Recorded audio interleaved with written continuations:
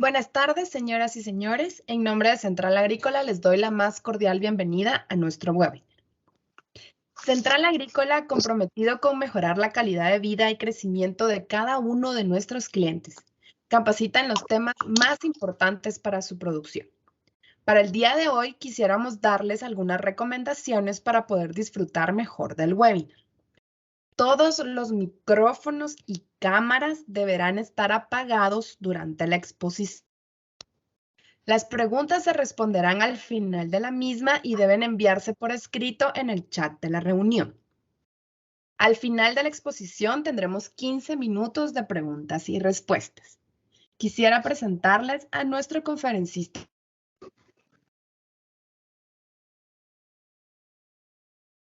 2005 trabajando con la nutrición animal.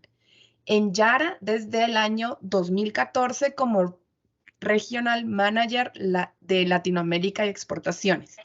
Responsable de Sudamérica en Colombia, Brasil y Centroamérica.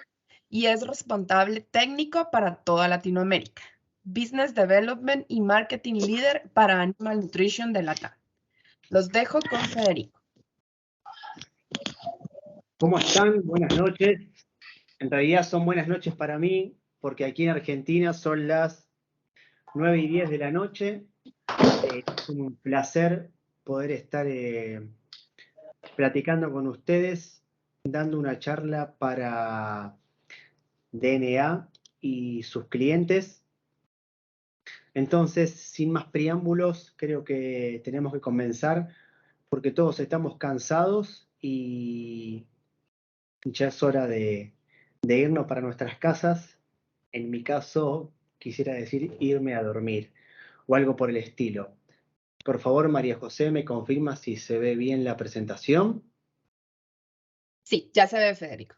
Perfecto, excelente. La idea de hoy, quizás algunos de ustedes ya han participado de las charlas que comenzamos a dar con Central Agrícola sobre fosfatos, fósforo, digestibilidad, tipos de fosfato, etc.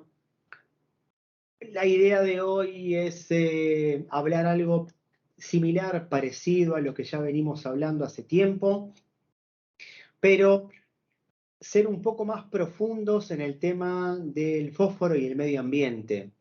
Entendemos que hoy en día la preocupación medioambiental, la sostenibilidad ambiental es algo que está ocupando, ya no es preocupando, sino nos está ocupando parte de nuestras agendas y básicamente creemos que el foco de la reunión tiene que ir por ahí.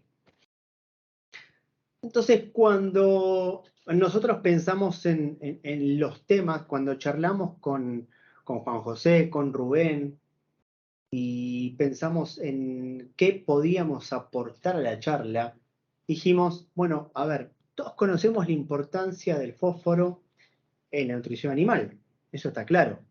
Nadie puede discutir su ausencia, lo que hacen los desequilibrios del fósforo, tanto en el animal como en el medio ambiente, como ya lo vamos a ver. Pero, ¿realmente somos capaces de discutir sobre qué estamos haciendo para la sostenibilidad del medio ambiente? ¿Para disminuir el consumo de las fuentes de fósforo? Sí, realmente es lo que pregunto. Digamos, ¿somos conscientes y podemos disminuir lo que yo vendo? O sea, lo que nosotros comercializamos, el consumo de las fuentes de fósforo. Somos conscientes, ¿por qué? Porque la fuente de fósforo no es infinita. Entonces, por eso la pregunta anterior.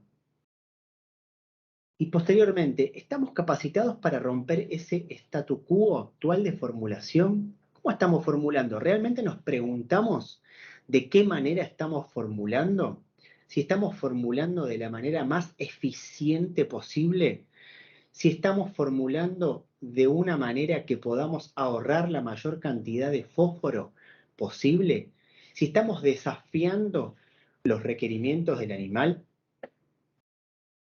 ¿Cómo seguimos llamando al fitato o al ácido fítico, como lo podrán conocer? ¿Como factor antinutricional? o como mayor reservorio en cuanto a fósforo se refiere? ¿Cuánto sabemos de las pruebas que hacen con las fitasas para conocer el potencial de liberación del fósforo?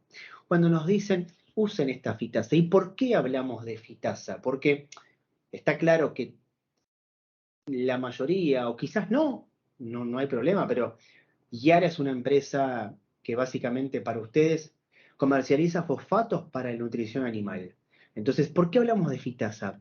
Porque la fitasa es un insumo clave para la sostenibilidad ambiental.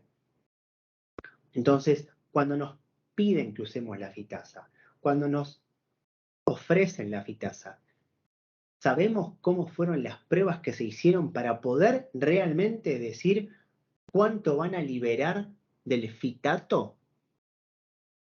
Entonces es por eso que dijimos, vamos a hacer esta charla, vamos a hablar un poco de todo y vamos a hacer hincapié en algunos puntos más importantes, ¿sí? Por eso arrancamos con algo que ustedes ya realmente pueden llegar a conocer y que se refiere a qué significa el fósforo y el calcio, ¿sí?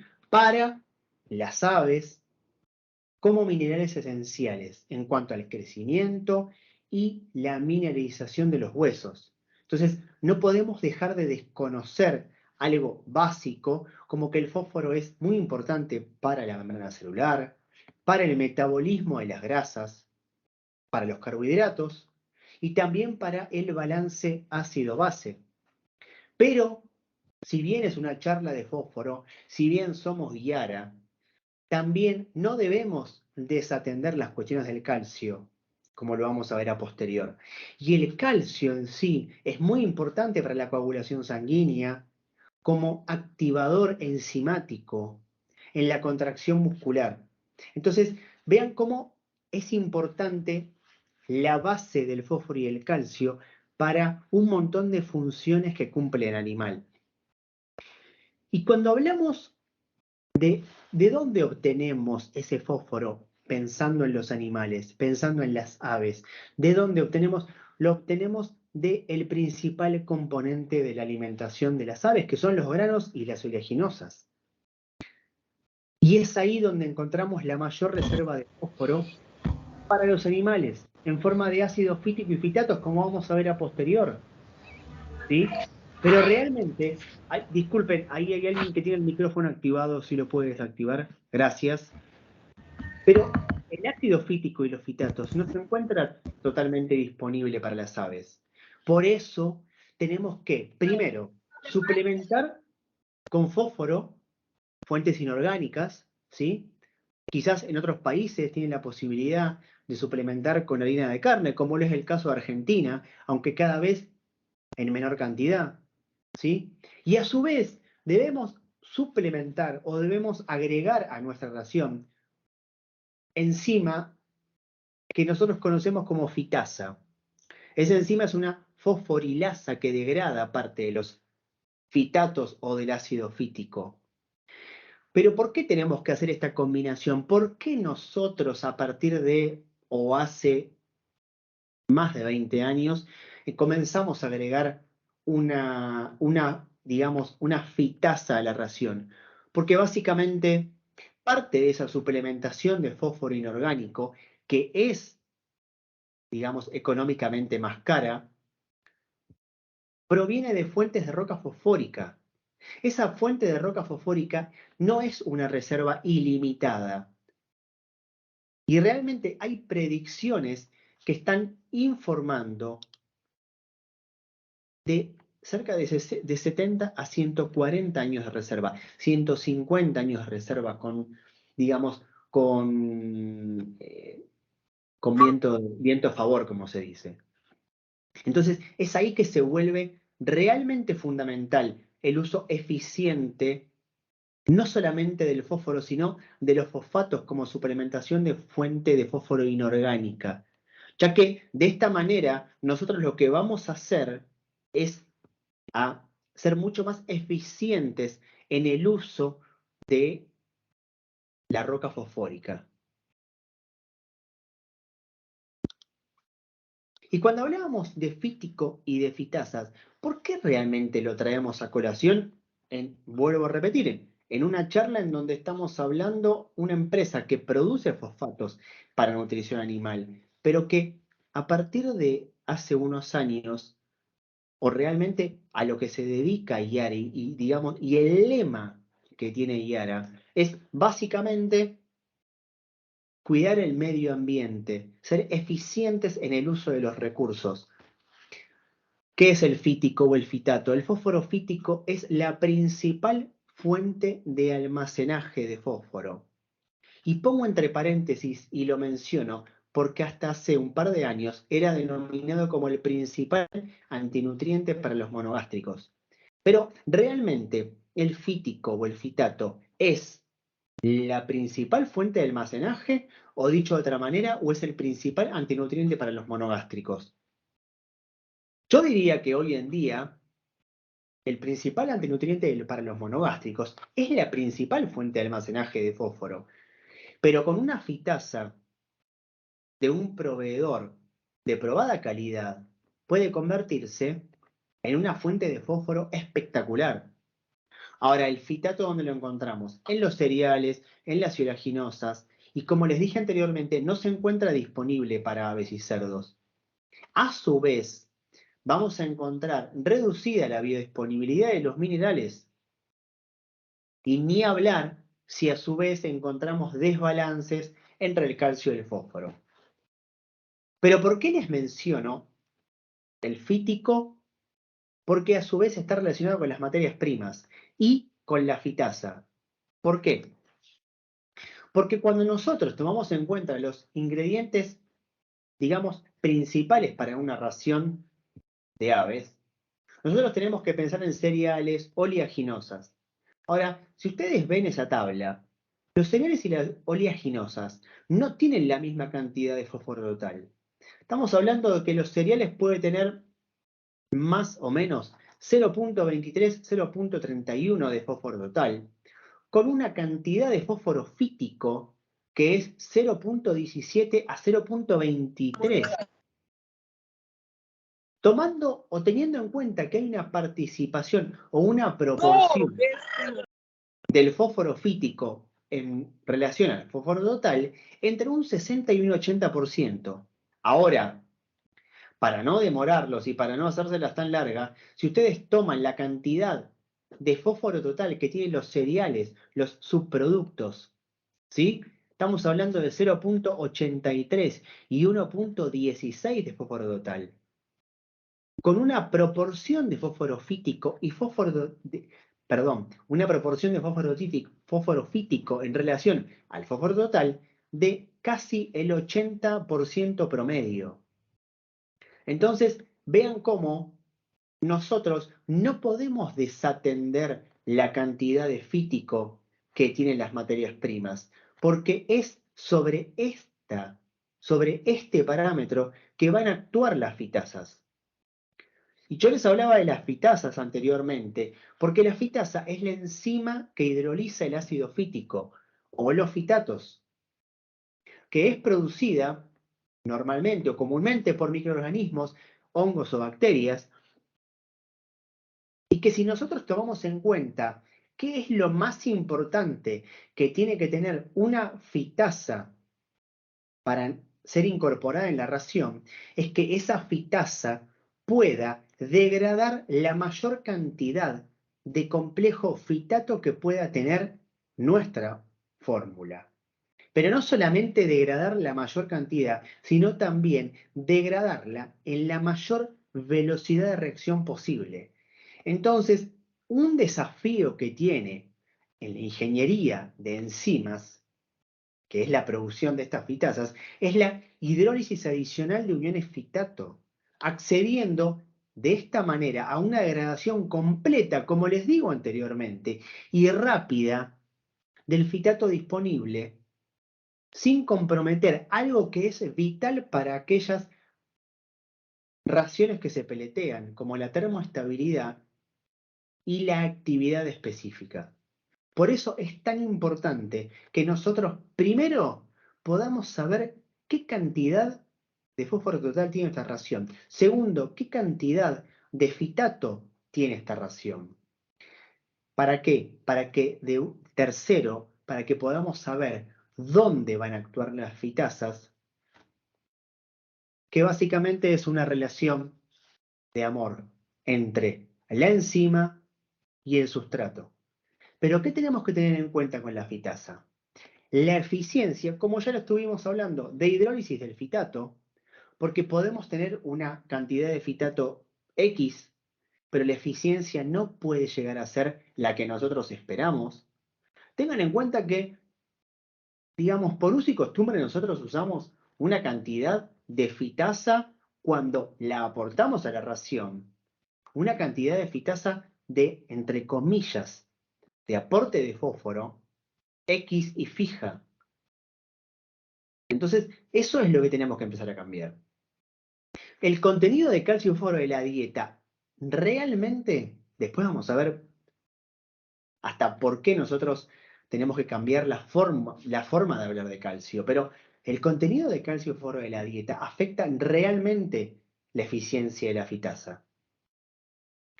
La vitamina D3 también afecta a la fitasa. Entonces, no solamente es tengo una fitasa, tengo un contenido de fítico, sino la eficiencia, calcio, fósforo, vitamina D3 y también la edad de los animales. Por lo tanto, son un montón de factores que tenemos que tener en cuenta al momento de contabilizar la cantidad de fitato que tiene nuestra dieta, qué tipo de fitasa vamos a utilizar, de qué proveedor, cuáles son los ensayos que nos da el proveedor para poder tener la mayor confianza posible y de esa manera que pueda actuar de la mejor manera en el fitato que es el sustrato. Si hablamos de fósforo y medio ambiente, ¿sí? Tenemos que tener en cuenta lo siguiente porque básicamente es algo que yo hice puntapié o hice, digamos, puse primera marcha en cuanto a cómo se llama o cómo es el título de nuestra reunión. Entonces, es muy importante, ¿por qué?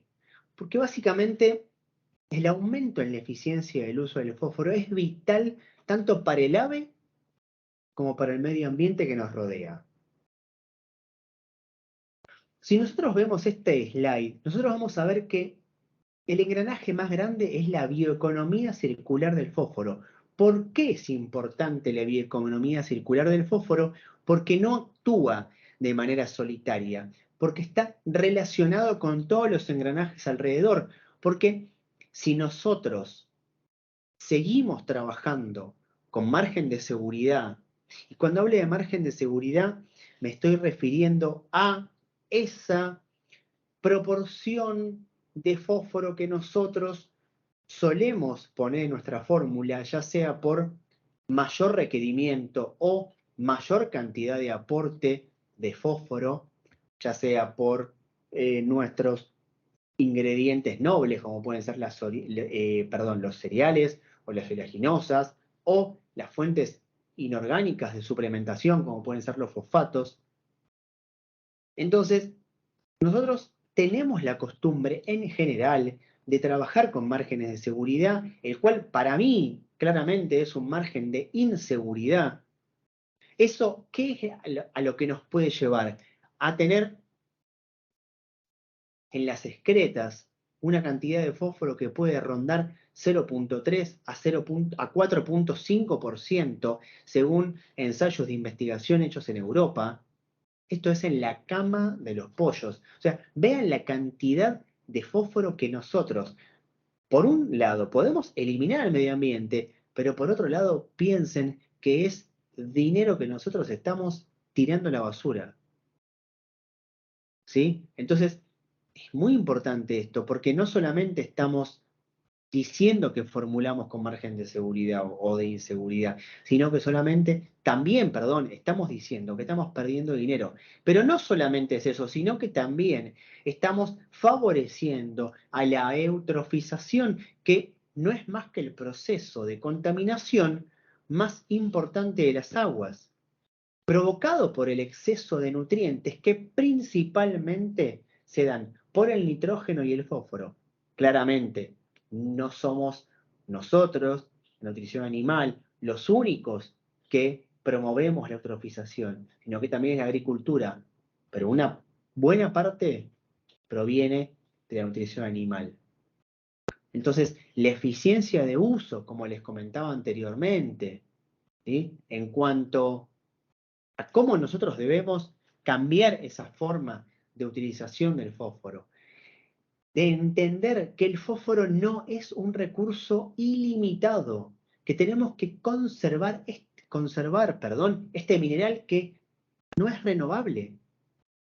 Todo esto para disminuir el impacto medioambiental. Entonces, es algo que nosotros tenemos que tener en cuenta y que tenemos que pensar que la formulación del fósforo en la nutrición de nuestras aves no es solamente elegir un fosfato u otro, que realmente puede tener implicancias. Y esas implicancias también tienen un reto de sostenibilidad. Y ese reto de sostenibilidad se necesita, o lo que nos está diciendo es que necesitamos de una investigación a escala global o a gran escala para que la estandarización de procedimientos, como vamos a ver después en la evaluación de nuestros fosfatos, para que haya una estandarización y para que todos podamos, con ese método, con ese protocolo, evaluar los fosfatos de una misma manera. ¿Para qué? Para tener una base de datos sólida y confiable para nuestros nutricionistas, que son los que van a necesitar esta base de datos para formular de la mejor manera posible y de una manera realmente eficiente. Porque nosotros hablamos de margen de seguridad y yo particularmente digo, no, es un margen de inseguridad. Pero ¿alguien está pensando en los nutricionistas, en realmente cuáles son las fuentes? ¿Cuál es la base de datos que tienen los nutricionistas para poder formular? ¿Qué es lo que nosotros le estamos aportando a los nutricionistas para que ellos puedan tomar la mejor decisión? Y, por añadidura, poder enviarle a nuestro equipo de compras la mejor propuesta. Pero el logro de todo esto que estoy mencionando ayudará en los esfuerzos para mantener el suministro mundial de fósforos y, si todos ponemos un granito de arena, quizás esos 140 años se trasladan a 200 años, 250 o 300 años. Pero la realidad, y esto tiene que quedar bien en claro, el fósforo o la roca fosfórica no es un recurso renovable. Entonces, realmente creo que tenemos que hacer, a ver, todos sabemos que el fósforo es el segundo nutriente más caro de la ración. Si nosotros pensamos en energía, que sabemos que no es un nutriente, que es un componente de la fórmula, quizás pueda trasladarse al tercer lugar. Pero entre el segundo o el tercer lugar, el fósforo es un nutriente muy caro. Ahora, ¿por qué no le damos la importancia que realmente necesita? Y cuando hablábamos de romper el statu quo, pido disculpas que tengo un trago de agua, cuando hablamos de romper ese statu quo de la formulación, creo que antes que nada tenemos que, digamos, poner en claro cuáles son los términos o cuál es el glosario del fósforo. Me parece muy importante porque realmente cuando uno habla sobre el tema, cuando uno habla con un nutricionista, a veces no está tan claro lo que estamos diciendo. Entonces me parece muy importante aclarar esto, porque también nos va a ayudar a llevar a una formulación más eficiente. Entonces, ¿qué es el fósforo total? Es todo el fósforo analizable del alimento. Esto es importante porque nosotros se lo podemos pedir a nuestro proveedor. En el caso de Central Agrícola o DNA, estoy seguro que si nosotros le pedimos que por favor nos analicen el fósforo total del alimento, ellos nos lo van a hacer, porque deben tener una buena base de datos sobre esto. Lo mismo que el fósforo fítico. Ahora ustedes me preguntarán, ¿qué es el fósforo fítico? El fósforo fítico es el fósforo que está contenido en el ácido fítico y sus sales, o más comúnmente conocido como los fitatos. ¿Sí? También es analizable, básicamente por NIRS y por las bases de datos que nos lo dan muchos de nuestros proveedores de aminoácidos. Nosotros vamos a poder encontrar esta determinación de fósforo fítico, este número de fósforo fítico para la ración. Entonces, cuando ya tenemos el fósforo total y el fósforo fítico, realmente nosotros podemos calcular el fósforo no fítico, que es la diferencia entre el fósforo total menos el fósforo fítico. Pero, Federico, yo tenía en claro que la diferencia, o yo tenía en cuenta que la diferencia entre el total menos el fítico era el fósforo disponible. No, la realidad es que no. La diferencia entre el fósforo total y el fósforo fítico es el fósforo no fítico. Y esto es, o este es el parámetro por el cual nosotros hemos estado formulando hace tiempo atrás. ¿Y por qué se da esta confusión con el fósforo disponible? Que ustedes lo están viendo debajo, que ahora lo vamos a mencionar. Pero ¿por qué se da esta confusión? Porque esto viene desde hace muchísimos años atrás de la mano de la NRC. Pero no porque la NRC haya tenido la culpa, sino porque la NRC comenzó a trabajar y a mantener de una misma manera, estoy hablando de 1950, 60, 70, a hablar de la misma manera entre fósforo disponible y fósforo no fítico.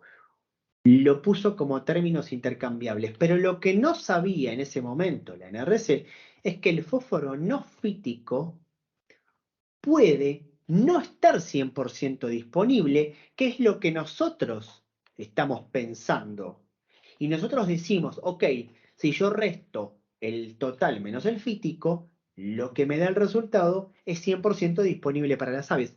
Pero no, porque depende de los ingredientes que estemos utilizando y depende de la actividad fitasa intrínseca de los ingredientes y además del animal que estemos utilizando. Por lo tanto, el fósforo no fítico, entre paréntesis el mal llamado fósforo disponible, no es un buen parámetro para la formulación.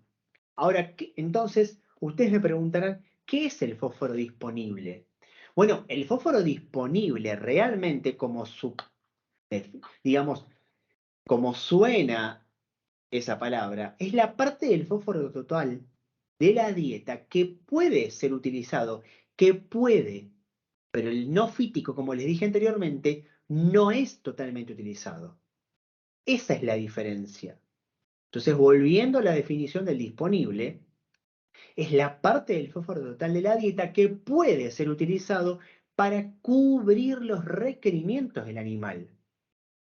Por lo tanto, entendemos que no es fósforo total menos fósforo fítico. Entonces, esto es algo importante que tiene que quedar bien en claro. El fósforo no fítico es totalmente distinto al fósforo disponible. Ahora, muchas veces vamos a encontrar en alguna, no digo literatura científica, pero alguna publicación comercial, revistas de difusión, de amplia difusión o de difusión comercial de Internet, vamos a encontrar el término biodisponibilidad relativa del fósforo. Ahora, ¿qué es la biodisponibilidad relativa del fósforo? Bueno, esa determinación utiliza respuesta de datos óseos o algunos otros parámetros biológicos, como pueden ser datos sanguíneos. Pero esta respuesta de una fuente de fósforo, cuando la obtengo, yo la tengo que comparar con una fuente de referencia estándar.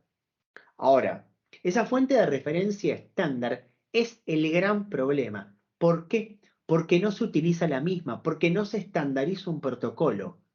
Entonces, por ejemplo, las tablas brasileras para aves y cerdos utilizan como fuente de referencia estándar al fosfato dicálcico y el INRA de Francia utiliza como fuente de referencia al fosfato monocálcico, pero el FEDNA de España utiliza como fuente de referencia al fosfato monosódico. Ahora, ¿cómo puede ser que yo pueda comparar diferentes con diferentes fuentes de referencia mi producto. Por ejemplo, fosfato monocálcico. Ahora, ¿ustedes saben por qué en Brasil se utiliza el dicálcico como fuente de referencia? Porque Brasil es un mercado de 1.100.000 toneladas de fosfato, de las cuales 800.000 son de rumiantes y 300.000 son de monogástricos. Históricamente Brasil es un país que usa dicálcico. Por eso, por uso y costumbre, utiliza la fuente de referencia como dicálcico. INRA, hace muchísimos años, diría que desde fin de los 90, principios de los 2000, comenzó a utilizar una fuente de referencia como fosfato monocálcico, que si bien es más digestible que la fuente de referencia de Brasil, el dicálcico, no es la fuente más digestible del mercado. Por eso FEDNA, que no es un tipo de tabla o no es una institución que se dedique a hacer ensayos propios, sino que trabaja con maestrandos o con doctorandos, utiliza una fuente de referencia que es el fosfato monosódico. Ese fosfato monosódico realmente es la mejor fuente de referencia del mercado, porque es la fuente más digestible de fósforo del mercado. Entonces, independientemente que FEDNA, a nuestro criterio, esté haciendo lo correcto, ¿cómo podemos nosotros comparar si la biodisponibilidad relativa de FEDNA trabaja sobre monosódico, la biodisponibilidad relativa de INRA, Francia, trabaja sobre monocálcico y la biodisponibilidad relativa de las tablas brasileras de aves y cerdos trabaja sobre dicálcico? Entonces, realmente ahí tenemos un problema con la biodisponibilidad relativa. Por eso, como ustedes leen al final en negrita, no es útil para la formulación, como después vamos a ver en un video. Por eso, el grupo de trabajo número 2 de la World Poultry Science Association, la rama número 2 de Europa, nos dice que el protocolo que determina la digestibilidad de fósforo presecal, que es, en cuanto a definición, la proporción de fósforo total de la dieta que no recuperamos del ilion terminal, que también es conocida como disponibilidad ideal, es la metodología o el protocolo que nosotros deberíamos utilizar para determinar la cantidad de fósforo digestible de nuestros productos, en los que nos compete esta charla, los fosfatos.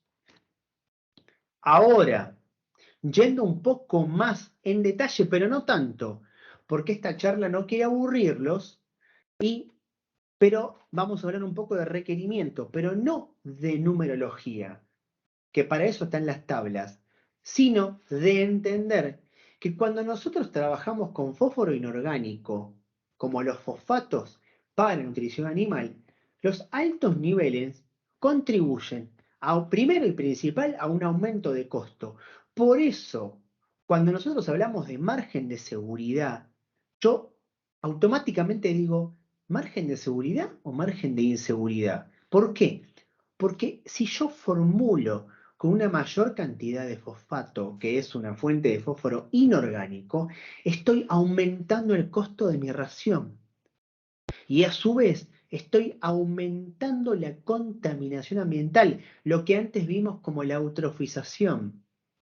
Entonces, realmente, como requerimiento de fósforo, la cantidad de fósforo inorgánico en términos de fosfato que yo estoy agregando a la ración es muy importante. Ahora, nosotros al principio hablamos del calcio. ¿Por qué los altos niveles de calcio contribuyen a un desbalance? Porque aumenta el pH de la digesta, porque esto disminuye la digestibilidad de los lípidos y de otros nutrientes, pero que solamente con una leve reducción yo voy a estar mejorando la biodisponibilidad, la disponibilidad de ese fósforo y obviamente de otros nutrientes. Entonces, como después vamos a ver, es muy importante no solamente atender a la formulación del fósforo digestible, sino también a la formulación del calcio, pero no del calcio total. Y eso lo dejo para un slide posterior. Ahora, en los últimos 30 años hemos visto realmente cambios en el genotipo de las aves y nadie me va a dejar mentir que fueron asombrosos. Ahora, raramente hemos tenido réplicas de los primeros ensayos con minerales, fósforo, por ejemplo, en broilers. Ahora, estas investigaciones se han enfocado en las fitasas exógenas. ¿Cómo qué? Como mejoradoras de esa disponibilidad de fósforo. Ahora, ¿pero cuánto hicimos para mejorar el entendimiento, para comprender sobre la digestión mineral y el crecimiento del animal? Entonces, esto, cuando hablo de requerimiento, tenemos que tener en cuenta estas cosas. Porque las tablas, ahora las vamos a ver, como les decía anteriormente, es importante cambiar a fósforo digestible. ¿Sí? ¿Por qué? Porque sabemos que el calcio total no es 100% digestible. Entonces, si el calcio total, el calcio así se dice, no es 100% digestible, bueno, ¿cómo estamos formulando? Porque no va a faltar aquel que me diga, pero Federico, como me pasó en otro país, el calcio es el insumo más barato. Sí, es el insumo más barato, pero no es 100% digestible. Si fuese 100% digestible, les diría, no te diría, les diría, sí, es el insumo más barato de la fórmula. Pero estamos hablando de que, por ejemplo, en un fosfato monocálcico como el de Guiara, el Boliform CP, el calcio es un 77% digestible. Ahora, sí, me escucharon bien, 77% digestible, no es 100%. O sea que hay un 23% que no se digiere. Ahora, ¿cuánto es la digestibilidad del calcio de los ingredientes más nobles, como pueden ser maíz, oleaginosas, subproductos de cereales, sorgo? Les puedo asegurar que ni por, no sé, proximidad está cerca de los 60. Entonces, tengan en cuenta el calcio digestible. Y hoy hay muchas informaciones, mucha literatura, muchos ensayos que hablan de calcio digestible. Si quieren ir a buscar a alguien en particular, Roselina Ángel es una de las expertas en fósforo y en calcio que les va a hablar sobre fósforo digestible. A su vez, y por añadidura o adicionalmente, la relación de calcio total fósforo digestible, como van a leer en algunos trabajos de ella, no cubre nuestras necesidades de formulación. Por lo tanto, y como quizás lo veamos a posterior, tenemos que dejar de hablar, y que es parte de romper ese statu quo, tenemos que dejar de hablar de calcio total, fósforo digestible, porque no estamos contribuyendo en nada. Ahora, cuando yo les hablaba de... Gobernador, ya, Perdón, ¿alguien tiene alguna bueno, pregunta? pues, Ok, sigo. Cuando yo les hablaba de las tablas y de la digestibilidad de fósforo, hoy tenemos un montón de posibilidades. No solamente las tablas de nuestras casas genéticas, que no solamente son las únicas que nos van a dar la cantidad o el requerimiento de fósforo digestible de las aves, que no siempre nos la van a dar, porque las matrices de nuestras líneas genéticas no están pujando porque el animal tenga el menor requerimiento de fósforo posible, sino porque se vea de la mejor manera posible, de que el fenotipo se exprese de la mejor manera. Por lo tanto, si yo tuviese que ir a buscar un requerimiento de fósforo digestible, iría, por ejemplo, a las tablas anteriormente llamadas holandesas, hoy deberíamos llamarla de Países Bajos, en donde vamos a encontrar los requerimientos de parrilleros o de broilers en diferentes etapas, ¿sí? No solamente en porcentaje, sino en gramos por periodo o en gramos digestibles, que eso es lo que estamos buscando. Iría también a consultar a las normas FEDNA, que son las tablas españolas, las cuales uno de sus creadores es Gonzalo González Mateos, que me merece mis mayores respetos. No significa nada que yo diga eso, pero la realidad es que me parece una de las personas que más sabe de nutrición en el mundo y que habla de una manera espectacular en cuanto a fósforo. Entonces aquí también tenemos, ¿sí?, los datos para poder trabajar con fósforo digestible. Y por último tenemos las tablas brasileñas para aves y cerdos, las cuales también nos hablan de qué cantidad, ya sea en porcentajes o en gramos, de fósforo digestible necesitamos para nuestras aves y en este caso para un desempeño regular, medio y medio superior. Con lo cual tenemos para elegir. Entonces, creo que, digamos, hoy en día ya no es una opción decir no tengo la información. Ahora, podemos discutir sobre si tenemos la información de calcio digestible o no, pero yo creo que si buscamos un poco, si hacemos un deep dive, como se dice en inglés, o profundizamos, lo vamos a encontrar. Entrando un poco más en lo que hace Yara, que hace fosfatos, y en su evaluación. ¿Todos sabemos lo que son los fosfatos o de dónde provienen? Bueno, básicamente los fosfatos provienen originalmente de una roca, Ahora voy a decir la diferencia. Tenemos dos tipos de roca, la roca fosfórica o la roca volcánica y la roca sedimentaria, ¿sí? La diferencia entre ambas es que la roca sedimentaria con el correr de los años fue depositándose, no fue de una sola vez. Entonces eso lo que puede provocar es que con el correr de los años, cuando hablamos del correr de los años hablamos de miles de años, se fueron depositando impurezas que después, al momento de la reacción con ácido sulfúrico para obtener el fosfórico, se necesita una mayor limpieza, una mayor, digamos, profundidad de su limpieza para que ese ácido fosfórico sea lo más impuro posible, ¿sí?, que tenga la menor cantidad de impurezas para ser utilizado en la producción de nuestros fosfatos. Yara es una empresa que tiene su mina de roca volcánica en Finlandia, en la ciudad de Siilinjärvi. Una vez que nosotros detonamos la roca y obtenemos esa roca volcánica, la molemos y la tratamos con ácido sulfúrico. Ese ácido, esa reacción da por origen al ácido fosfórico, lo cual nos convierte en una empresa que se llama o que se denomina integrada, porque desde su origen, la roca volcánica, hasta el plato del animal, me atrevería a decir, hasta la carne que consumimos nosotros, somos un productor integrado. Luego de hacer reaccionar esa roca volcánica con el ácido sulfúrico, obtenemos el ácido fosfórico.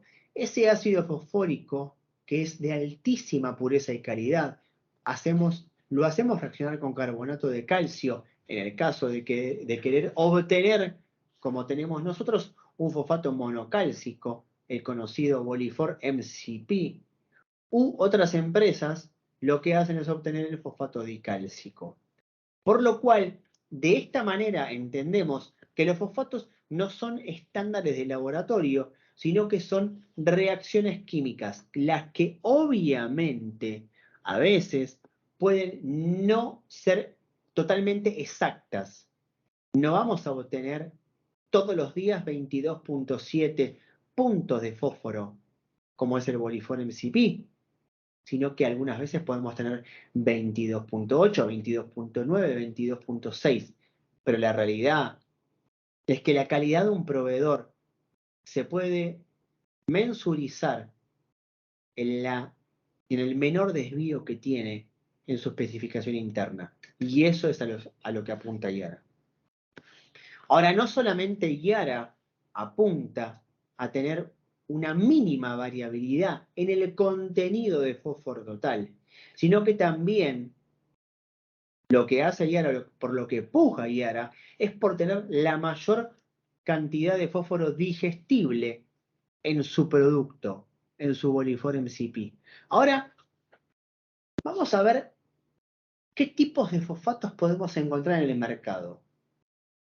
Lamentablemente no vamos a poder contar con un fosfato monosódico de grado FID para nutrición animal, el cual tenía 24% de fósforo total y un 21,8% de fósforo digestible, lo cual lo convierte en 91% más o menos de fósforo digestible. Sí, digo 91 porque ya me lo sé de memoria. Ahora, cuando hablamos de Bolifor MCP o de fosfato monocálcico, pero de nuestro fosfato monocálcico, estamos hablando de un producto que tiene un fósforo total de 22,7, pero que tiene un fósforo digestible de 19,5. Eso es 86% de fósforo digestible, ensayado y probado por Yara. Ahora, si hablamos de un fosfato monodicálcico, un producto que puede llegar a tener 21% de fósforo total, que ese no sería el problema, sino el problema es cómo está producido el fosfato monodicálcico, porque es un producto que puede contener una fracción dicálcica y una fracción monocálcica, pero esa fracción monocálcica debe ser como mínimo un 50% y como máximo un 75%.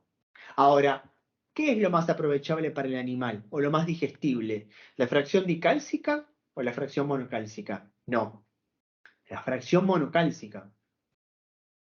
Pero yo sé que esto es un trabalengua para ustedes. Ahora, ¿qué es más digestible para el animal? Como dije, la fracción monocálcica.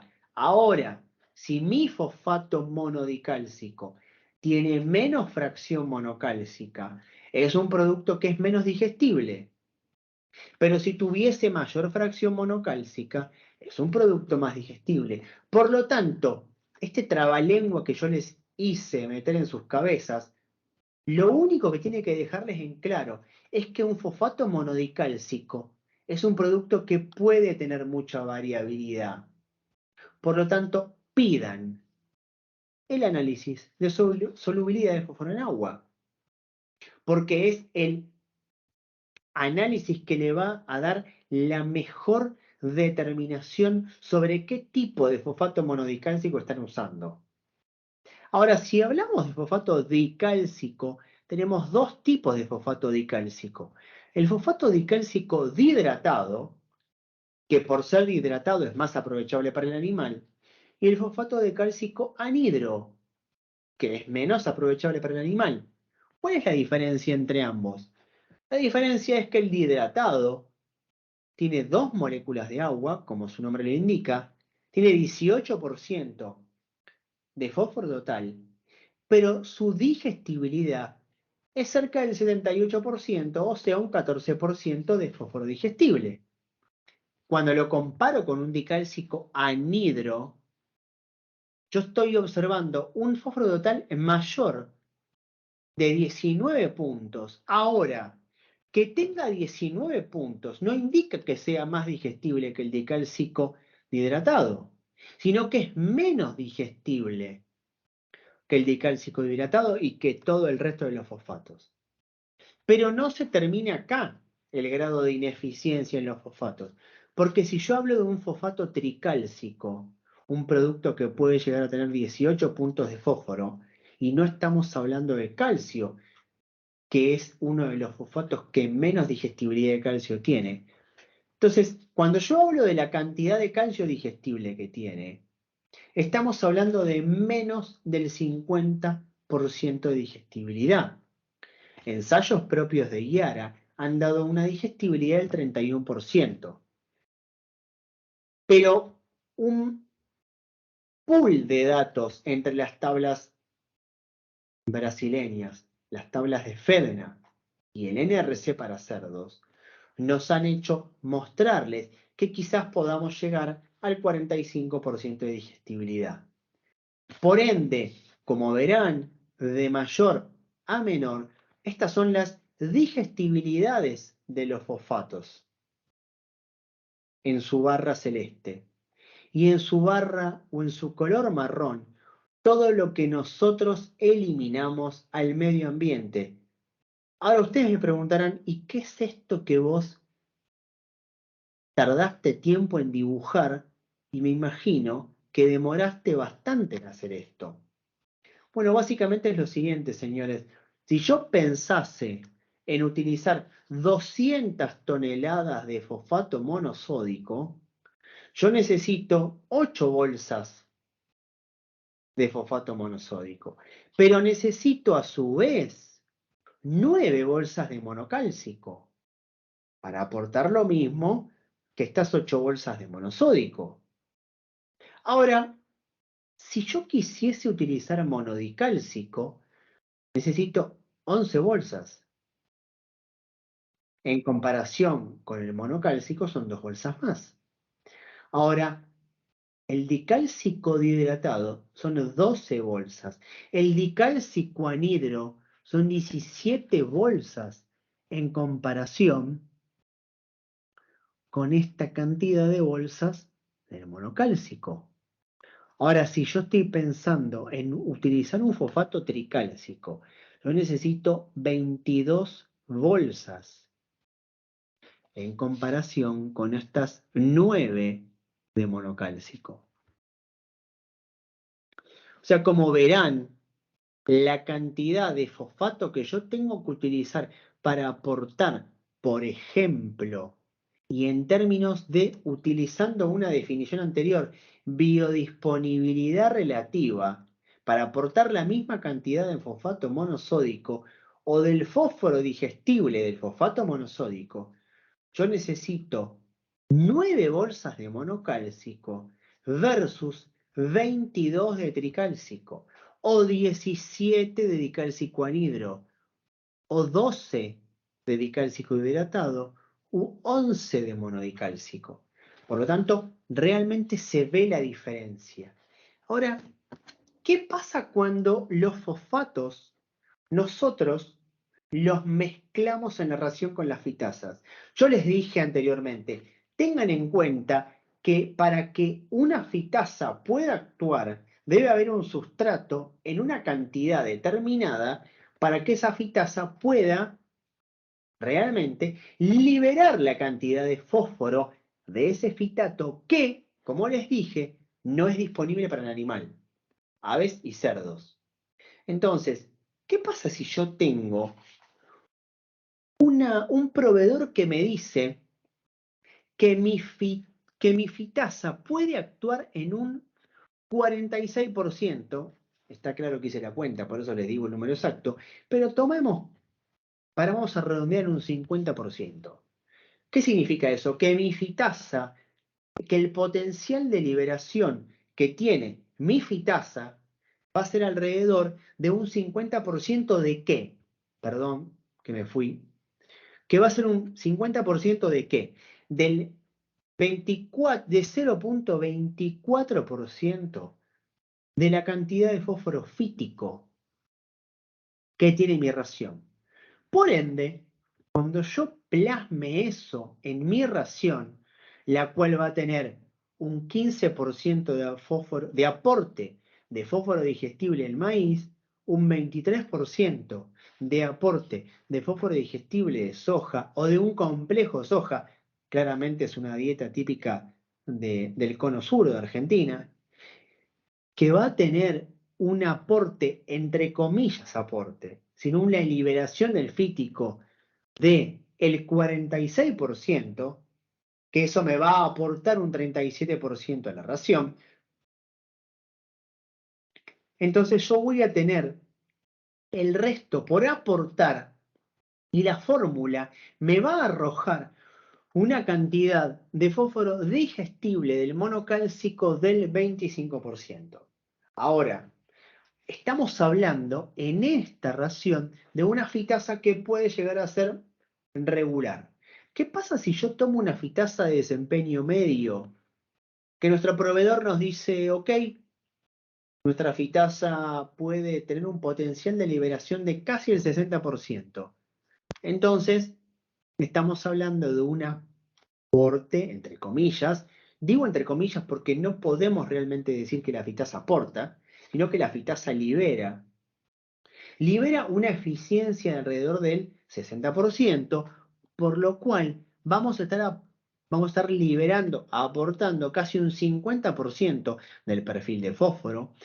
Continúa igual la cantidad de maíz y de complejo soja, ¿sí? Pero disminuye claramente la cantidad de fosfato inorgánico. La realidad es que no me asusta decirles esto, porque como yo les dije al principio, esta charla tiene como misión hablar sobre el fósforo y el medio ambiente, porque es hacia donde apuntamos, es hacia la sostenibilidad ambiental. Y Chiara apunta en ese sentido. Si bien no somos fabricantes de fitasa, sabemos que vamos hacia ese camino, pero si vamos hacia ese camino en donde cada vez las fitasas van a liberar mayor cantidad del fósforo fítico, que sigue siendo en mi ración del 0,24%, y ahora vamos a pensar que nuestro proveedor nos da los ensayos que argumentan o que justifican que puede liberar el 75% del fósforo fítico de la ración, solamente vamos a estar aportando fósforo digestible por una cantidad del 3%. Como les dije antes, realmente no me molesta decirles que cada vez vamos a aportar menos fósforo o menos fosfato a la ración, pero lo que sí me importa es que ustedes entiendan que así como confiamos en que nuestro proveedor de fitasa nos dice que tenemos fitasa de calidad para poder liberar cada vez más fósforo fítico de la ración, lo que nos quede para ser aportado por fósforo inorgánico debe ser de una fuente de calidad. No podemos especular en ese sentido. Por eso el Bolifón MCP realmente es de elección. Ahora, ¿cómo podemos evaluar la disponibilidad de fósforo de nuestros fosfatos? No solamente del de Chiara, del de todos. Tenemos tres maneras o tres pruebas. Las pruebas in vitro, las mediciones cualitativas y las mediciones cuantitativas. Ya no sé qué dije, pero son tres. Las pruebas in vitro tenemos tres. La solubilidad en ácido cítrico, la solubilidad en citrato de amonio alcalino y la solubilidad en agua. Dejo esta última para el final. ¿Por qué?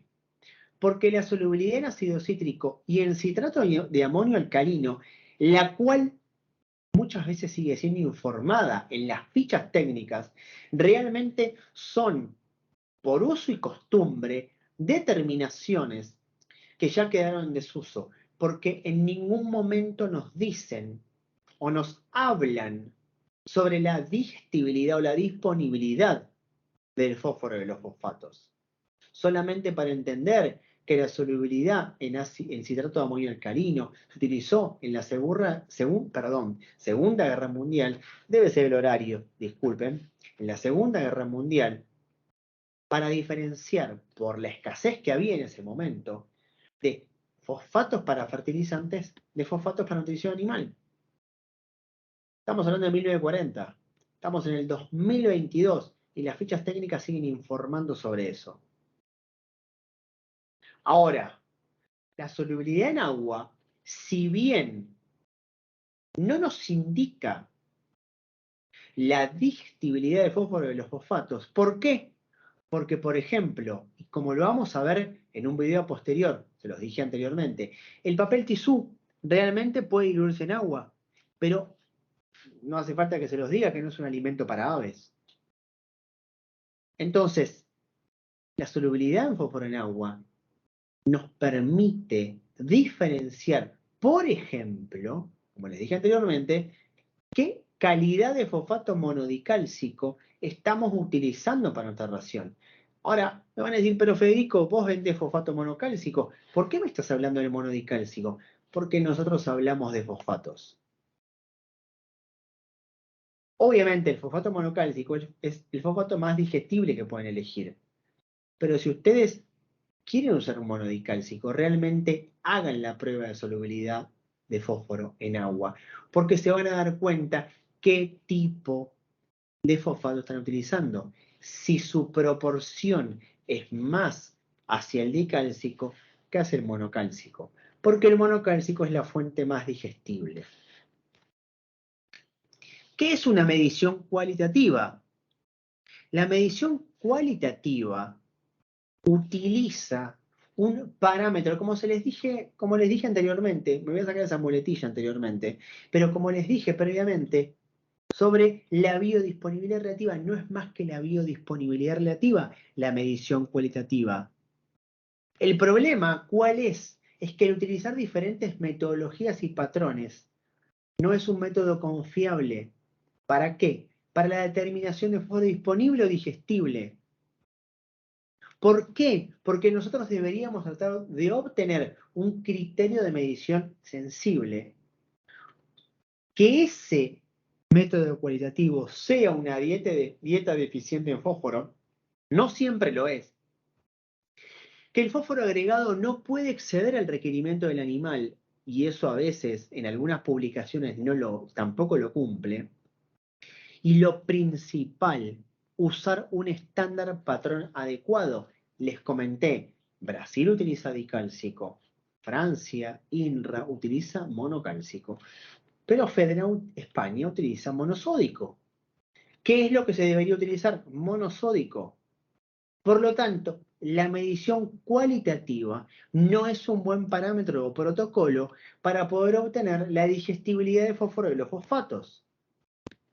Ahora, las mediciones cuantitativas como la digestibilidad presecal o ileal es realmente el preferido porque los valores no son afectados por la actividad microbiana. Por ejemplo, post-ileal, porque no se encuentra contaminado por fósforo de orina y heces, como sí podría ser la digestibilidad aparente, y en el que antiguamente se utilizaba, y en el que se necesitan valores cuantitativos, o porque, mejor dicho, necesitamos valores cuantitativos de disponibilidad. ¿Para qué? Para la formulación. Por eso las mediciones cuantitativas de la digestibilidad del fósforo de nuestros fosfatos son el protocolo solicitado para la formulación. Y ahora vamos a ver un video en el cual, me disculpo, si bien está en inglés, yo se los podré ir hablando, pero básicamente lo que hace es mostrar de una manera más amena el tipo de evaluación que yo les estuve mencionando recientemente.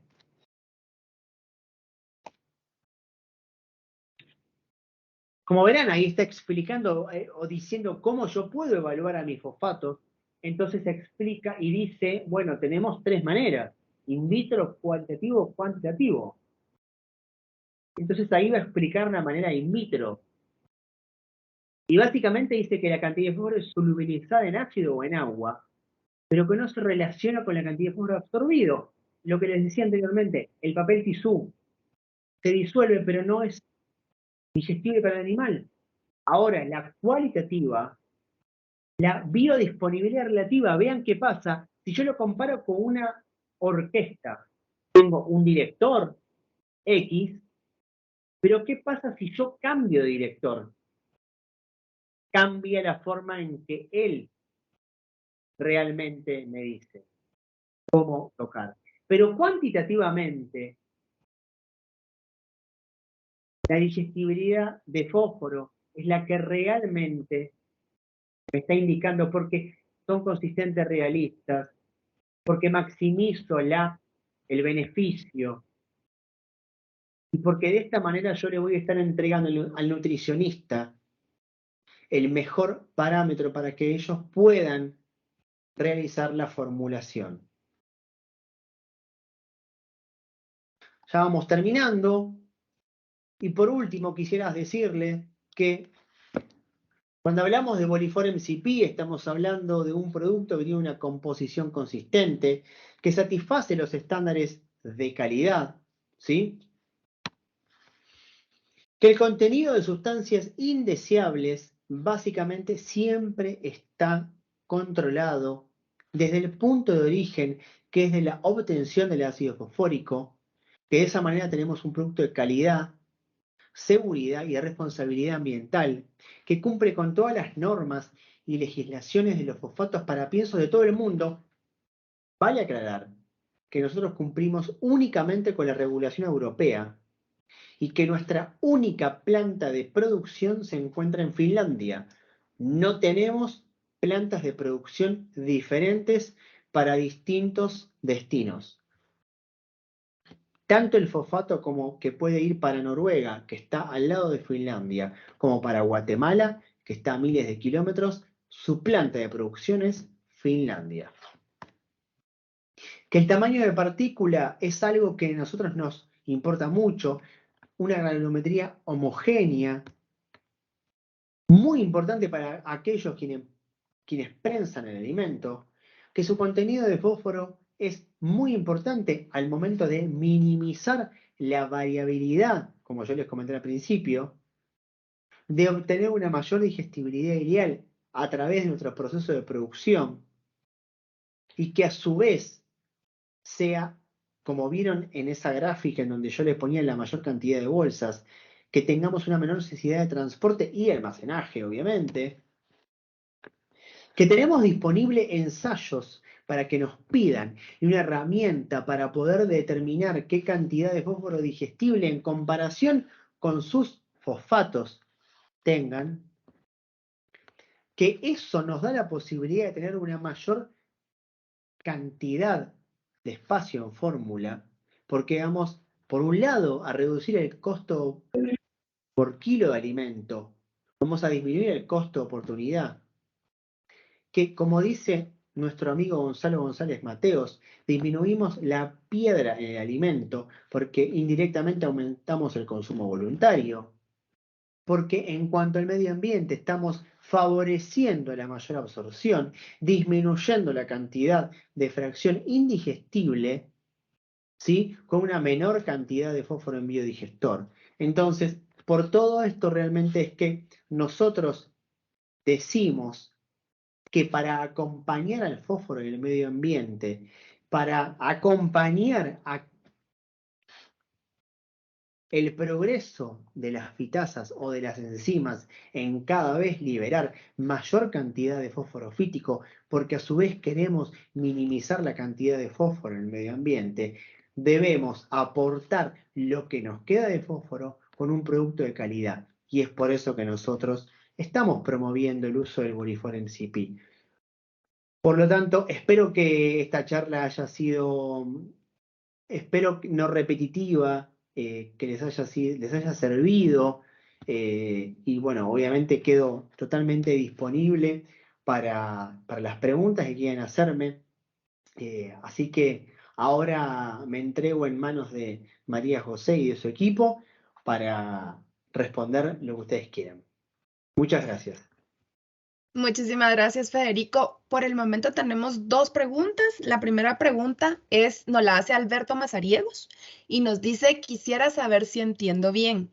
¿El fósforo disponible realmente no sabemos un número exacto, sino un aproximado, ya que hay una respuesta animal, acción de enzimas, etcétera?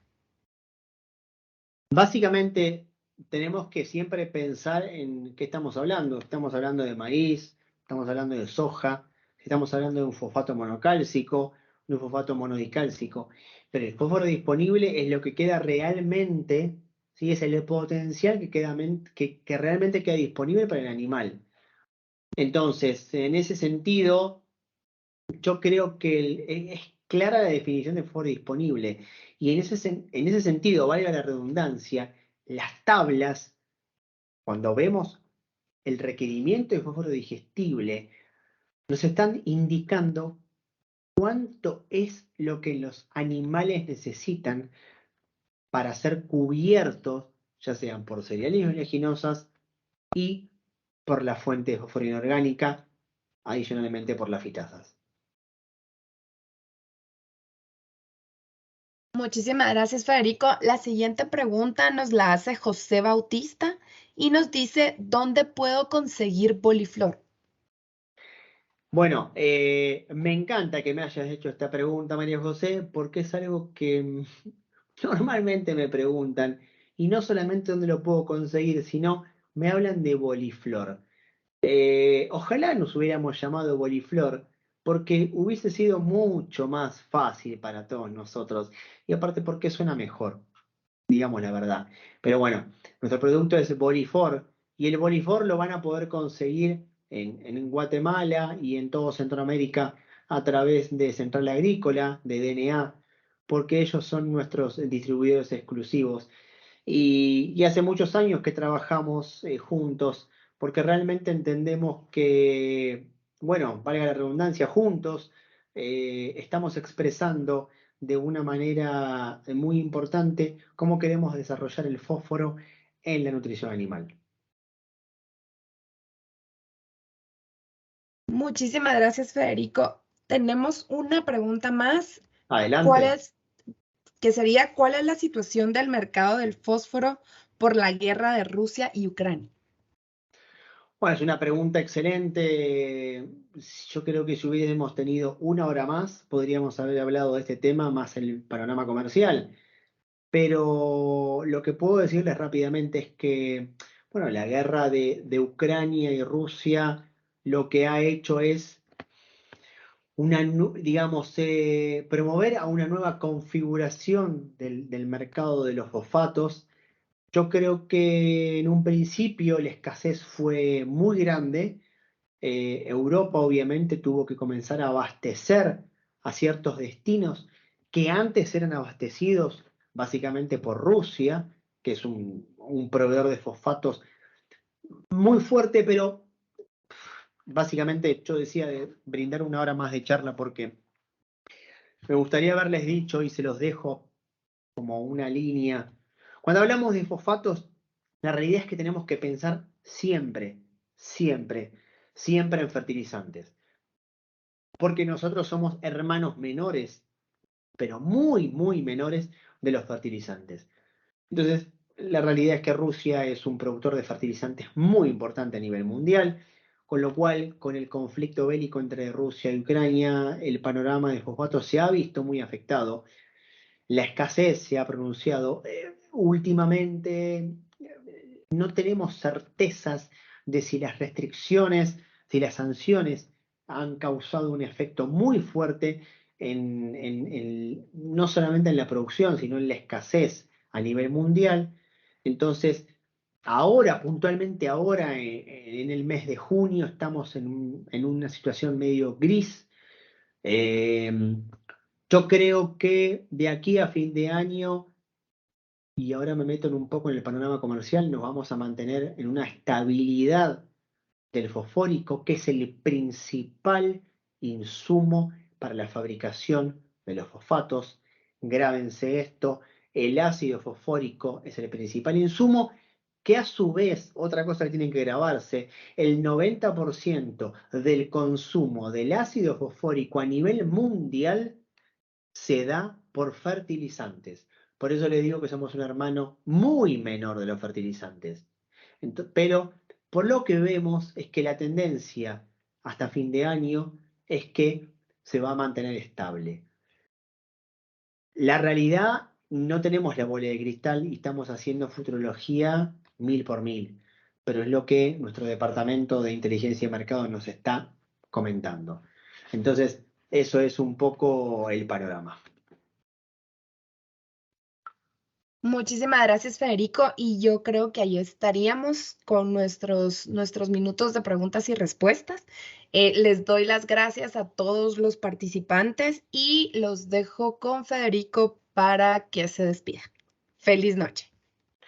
Muchísimas gracias a todos. La verdad que ha sido un placer poder brindar por segundo año consecutivo una charla para Central Agrícola y todos sus clientes. Así que realmente les agradezco mucho por haber participado y espero que lo que necesiten a través de ellos me lo hagan saber. Muchas gracias.